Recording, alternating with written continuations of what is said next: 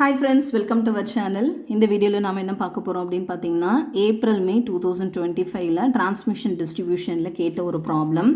So அந்த problem தான் இப்போ நம்ம சால்வ் பண்ண போகிறோம். ப்ராப்ளம் என்ன அப்படின்னு பார்த்தீங்கன்னா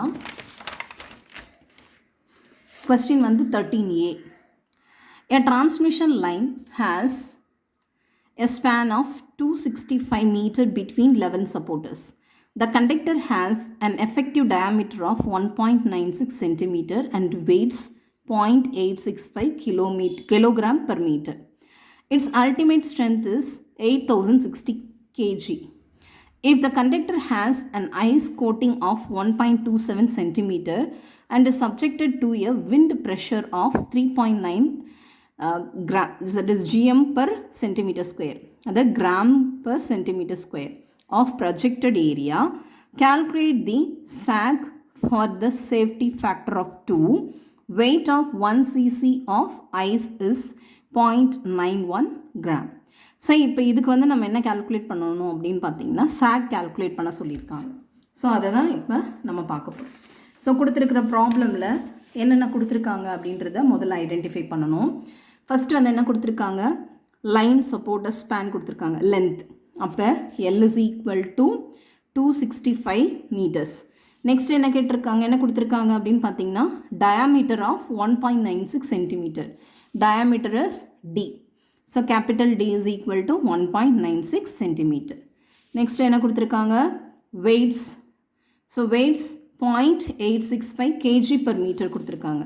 so weight W is equal to 0.865 kg per meter. அதே போல் அல்டிமேட் ஸ்ட்ரென்த்தும் கொடுத்துட்டாங்க. அல்டிமேட் ஸ்ட்ரென்த் எவ்வளோ கொடுத்துருக்காங்க, 8060 கிலோகிராம். திக்னஸ் ஆஃப் ஐஸ், இந்த திக்னஸ் ஆஃப் ஐஸை வந்து நம்ம டீன்னு போட்டுக்கலாம், இல்லை ஐன்னு போட்டுக்கலாம். ஃபார்முலா நீங்கள் என்ன யூஸ் பண்ணுறீங்களோ அதை பொறுத்து நீங்கள் போட்டுக்கோங்க. ஸோ இங்கே நான் ஃபார்முலாவில் டீ தான் போட்டிருப்பேன், அதனால் நான் இதை டீன்னு ரெப்ரசன்ட் பண்ணியிருக்கேன். Okay, T is equal to 1.27 centimeter. Wind pressure கொடுத்துருக்காங்க 3.9 grams per centimeter. Safety factor கொடுத்துருக்காங்க 2. அதே போல் 1 cc of ice is 0.91 grams அப்படின்னு கொடுத்துருக்காங்க. So that is nothing but weight of 1 cc of ice is nothing but rho I அப்படின்னு சொல்லுவோம். So rho ஐயோட value 0.91 gram per, அது வந்து ஒரு ஏரியாவில் எவ்வளோ இருக்குது அப்படின்றது, ஒரு மீட்டர் க்யூபுக்கு எவ்வளோ இருக்குது, 0.91 grams இருக்குது. ஸோ இதுதான் கொடுத்துருக்கிற டேட்டாஸ். என்ன கால்குலேட் பண்ண சொல்லியிருக்காங்க, find the sag, S calculate பண்ணணும். ஸோ ஃபஸ்ட்டு நம்ம என்ன பண்ணணும், சாக்னா என்ன, சாக்கான ஃபார்முலா என்ன அப்படின்றத ஐடென்டிஃபை பண்ணணும். ஸோ சாக்கான ஃபார்முலா என்னது, WT into L square divided by 8 into T.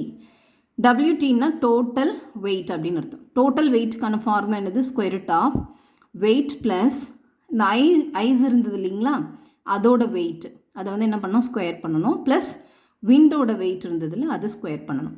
ஓகேவா, இதுதான் டோட்டல் வெயிட்டுக்கான formula.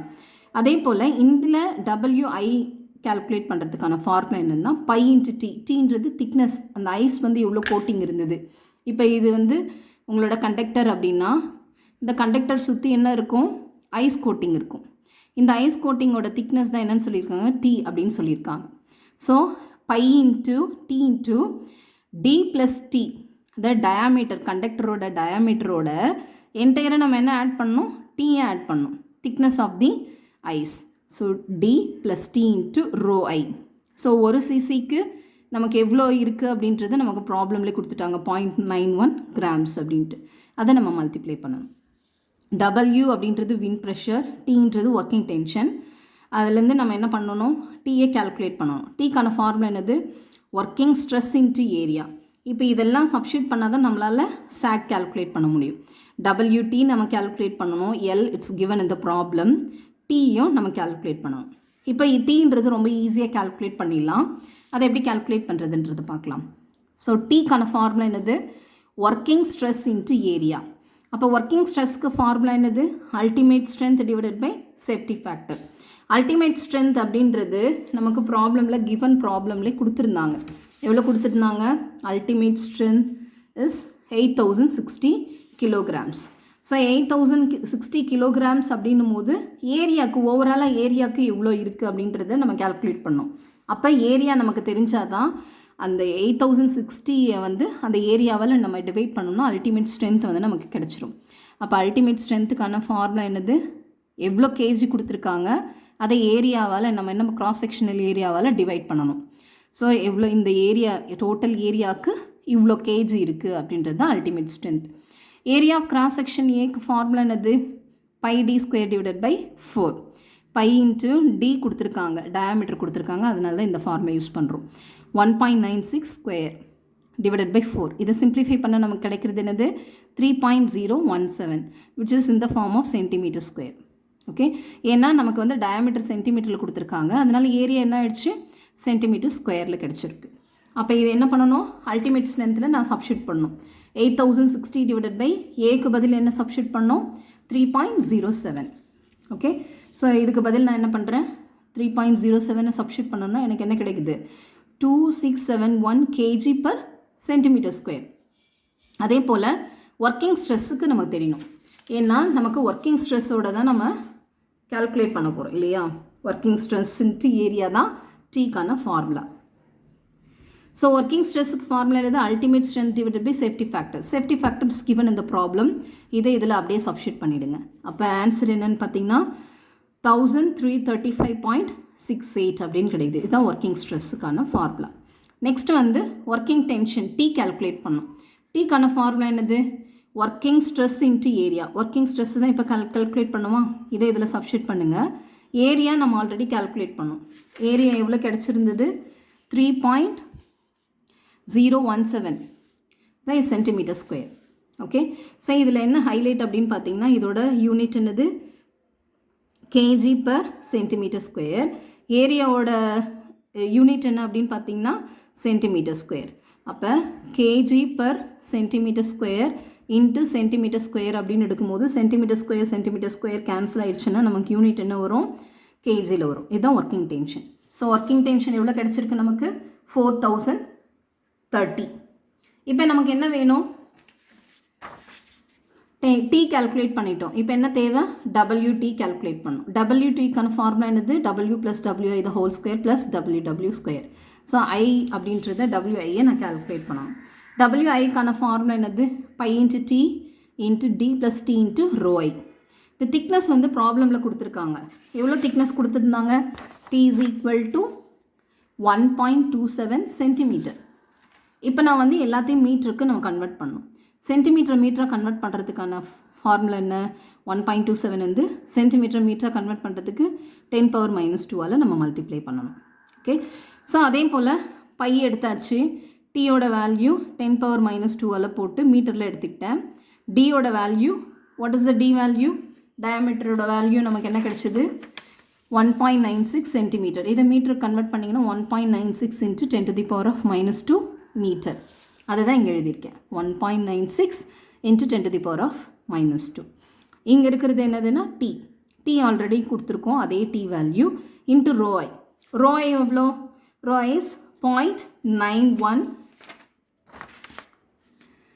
0.91 gram per metre cube. So இதை வந்து கிராமை வந்து நான் என்ன கன்வெர்ட் பண்ணுறேன், கிராமை வந்து கிலோகிராம் கன்வெர்ட் பண்ணுறேன். அப்போ 0.91 × 10⁻³ kilograms per meter cube. அப்போ உங்களுக்கு என்ன வரும் 0.91 × 10⁻³ 910 அப்படின்னு கிடைக்கும். இப்போ இது எல்லாமே மல்டிப்ளை பண்ணிங்கன்னா you will be getting 1.172 kilogram per metre அப்படின்னு கிடைக்கும். ஓகே, ஸோ இங்கே ஒரு மீட்டர் இருக்குது, மீட்டர் ஸ்கொயர், இங்கே மீட்டர் க்யூப்னு எடுத்தோம் அப்படின்னா ஸோ இங்கே metre square divided by metre க்யூப்னு இருக்கும். ஸோ கேன்சல் ஆகிடுச்சுன்னா நமக்கு டினாமினேட்டரில் மீட்டர் மட்டும்தான் கிடைக்கும். ஸோ ஐஸோட அந்த வெயிட் எவ்வளோ அப்படின்னு பார்த்தீங்கன்னா 1.172 கிலோகிராம் பர் மீட்டர். அதே போல் விண்டோட வெயிட் கால்குலேட் பண்ணோம். விண்டோட வெயிட் வந்து ப்ராப்ளம்லேயே கொடுத்துருக்காங்க. எவ்வளோ கொடுத்துருக்காங்க 3.9 கிராம்ஸ் பர் சென்டிமீட்டர். ஸோ இதில் வந்து பார்த்திங்கன்னா கிராமை வந்து கிலோகிராமுக்கு கன்வெர்ட் பண்ணும்.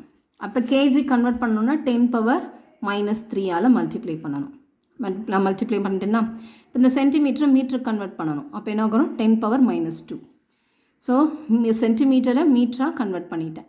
அப்போ என்ன ஆகும் கேஜி பர் மீட்டர். ஸோ இதை சிம்பிளிஃபை பண்ணால் நமக்கு கிடைக்கிற ஆன்சர் 0.39 kg per meter அப்படின்னு கிடச்சிருக்கு. ஸோ இப்போ இந்த ஈக்குவேஷனில் நமக்கு என்னென்ன தெரிஞ்சிருச்சு, WI தெரிஞ்சிருச்சு, WW தெரிஞ்சிருச்சு. இப்போ நம்ம என்ன பண்ணலாம், இதில் சப்ஸ்டிட்யூட் பண்ண போகிறோம்.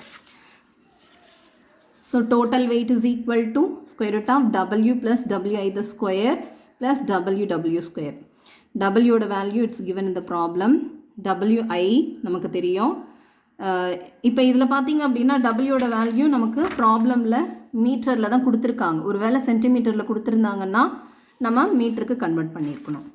இப்போ இது எல்லாமே கால்குலேட் பண்ண வேல்யூவை இதில் சப்ஸ்டிட்யூட் பண்ணி ஆன்சர் எடுக்கிறோம். அப்போ டோட்டல் வெயிட் எவ்வளோ, 2.074 kilograms per meter. இப்போ எனக்கு எல்லாமே தெரியும், WT தெரியும், L is given in the problem, T calculate பண்ணிட்டேன். இது எல்லாத்தையும் சப்ஸ்டிட்யூட் பண்ணனா எனக்கு எவ்வளோ கிடைக்குது சார், 4.517 meter. Thank you.